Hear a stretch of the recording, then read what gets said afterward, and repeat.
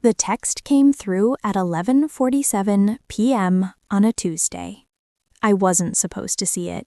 Mark's phone was face down on the kitchen counter, charging, and he was in the shower, but the screen lit up, and from where I stood loading the dishwasher, I saw enough. Can't wait to see you tomorrow. She's too old to notice anyway.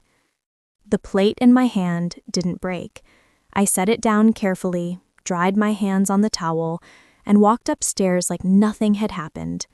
My heart was pounding so hard I could feel it in my throat, but my hands were steady. That's when I knew. Not just that my husband was cheating, but that I was done being the woman he thought I was. I'm Emma, 41 years old, though honestly I'd stopped thinking about my age until Mark started obsessing over his. We'd been married for 12 years, met at a friend's barbecue when I was 28 and he was 32. He worked in sales at a tech firm.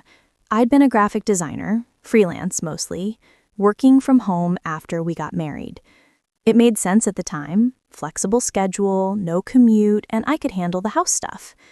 Mark used to say I was the calm to his chaos, that he loved coming home to me. But somewhere around his 45th birthday last year, things shifted.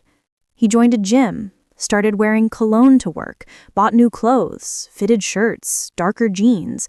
I didn't think much of it. Midlife motivation, I figured. I even encouraged it. Then came the late nights, client dinner, networking event, drinks with the team. He started checking his phone at odd hours, smiling at texts, then clearing his throat and putting it away when he noticed me looking. One morning, I made coffee and asked if he wanted to see that movie we'd been talking about. He barely looked up. "Maybe," he said. "I've just got a lot going on right now."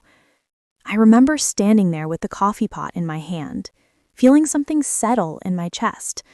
Not heartbreak, not yet. Just a quiet, cold awareness. The night I saw that text, I didn't confront him. I waited until he fell asleep. Then I took his phone into the bathroom. I knew his passcode. He'd never changed it. Our anniversary. The messages were all there. Months of them. Her name was Jessica, 26. She worked in his office, marketing department. The messages were exactly what you'd expect. Flirty, escalating, explicit. But it was the other thread that made my stomach drop. A group chat. Mark and 3 of his buddies. Mark: Jessica's coming over Thursday. Emma's visiting her sister. Ryan: Dude, you're insane. What if she finds out? Mark: She won't. Emma's too comfortable, too old to think I'd look elsewhere. She stopped trying years ago. I sat on the edge of the bathtub, phone in my lap, breathing slowly through my nose. Too old, too comfortable. I looked at myself in the mirror. Same face I'd always had. A few lines around my eyes, sure. But I wasn't old. I wasn't invisible. I was just married to someone who wanted me to believe I was. I didn't sleep that night. Mark snored beside me like nothing was wrong, and I lay there staring at the ceiling, feeling like my body had turned to stone. I should have been crying, or angry, or something. Instead, I felt weirdly clear. The next morning, I made breakfast, kissed him on the cheek when he left for work. He didn't even notice my hands were shaking. I called my best friend, Sarah, the second his car pulled out of the driveway. "Em," she answered. "You okay? You sound weird." "I need to talk to you," I said. "Can you come over?" She was there in 20 minutes. I showed her the screenshots I'd taken, watched her face go from confused to horrified to absolutely livid. "Emma," she said slowly, gripping my hand, "what do you want to do?" I took a breath. "I want to be smart." Sarah helped me think clearly. First step, evidence. I already had the text screenshots, but I needed more. I went through our credit card statements, dinners at restaurants I'd never been to, a hotel charge from 2 months ago, the night he said he was at a conference. I called a lawyer, not someone we knew, a woman named Caroline who specialized in divorce. She was kind but direct. "Do you have proof of the affair?" she asked. "Text messages, credit card statements." "Good. Keep gathering. Don't let him know you know." I hired a private investigator. It felt surreal, like I was in a movie. But 3 weeks later, I had photos. Mark and Jessica leaving a hotel together, holding hands at a wine bar. I backed everything up. Cloud storage, a USB drive I kept at Sarah's place, emails to myself.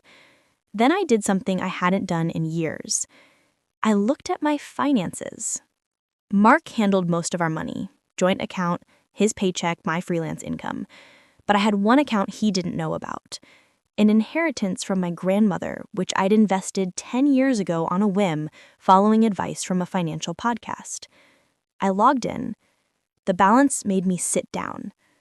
Somewhere over the last decade, while I'd been too comfortable and too old, that investment had grown into $240,000. I stared at the number. Then I smiled. I didn't rush. Over the next month, I made moves.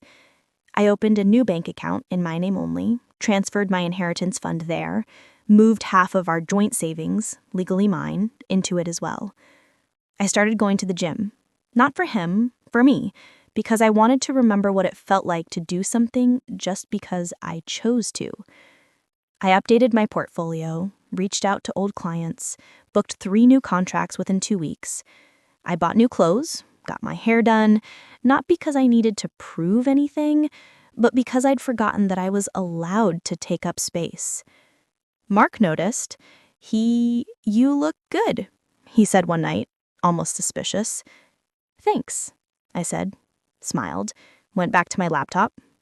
He didn't like it, I could tell. The power dynamic was shifting, and he felt it. 2 weeks later, he came home with flowers.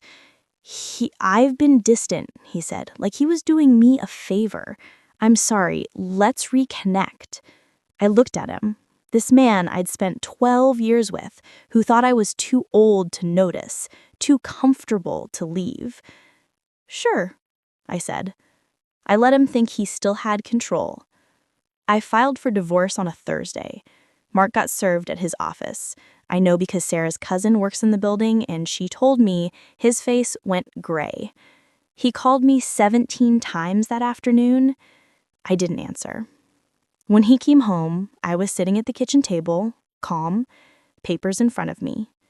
"What the hell is this, Emma?" he said, holding the envelope. "It's a divorce petition," I said evenly. "I think it's pretty self-explanatory. Over what? We can work through whatever. You've been sleeping with Jessica from your office for 5 months. Don't insult me by pretending you don't know what this is about." His face changed. Panic. "Emma, listen, it didn't mean anything. She's just too young to know better." Funny, I'm apparently too old to notice, but somehow I managed. He stared at me. I slid a folder across the table. Text messages, credit card statements, photos. My lawyer has copies. So does my cloud storage. If you try to fight me on this, I'll make sure Jessica's HR department gets them too. "You can't." "I already did," I said. "I also moved my assets into a separate account. You'll find the joint savings is lighter. That's my half. Legally." "What assets?" he said, voice rising. "You don't have—" "Turns out I do." I stood up. "My grandmother's inheritance, the one I invested. It's worth $250,000 now. You didn't even know about it, did you?" His mouth opened, closed. "You thought I was just here," I said quietly. "Comfortable, old, waiting around while you found someone younger. But I'm not the woman you think I am, Mark. I never was." The divorce took 4 months. Mark tried to fight it at first, denied the affair, said I was overreacting. Then Jessica's boyfriend found out. Turns out she'd been playing both of them. She broke it off with Mark via text, and he spiraled. He called me drunk 2 months into the proceedings. "I made a mistake," he said, voice cracking. Emma, please, I love you. I didn't mean what I said. Yes, you did, and that's okay, because I deserve better. I hung up. The settlement was fair. I kept the house, bought him out with part of my investment fund. He kept his 401k. No alimony either way.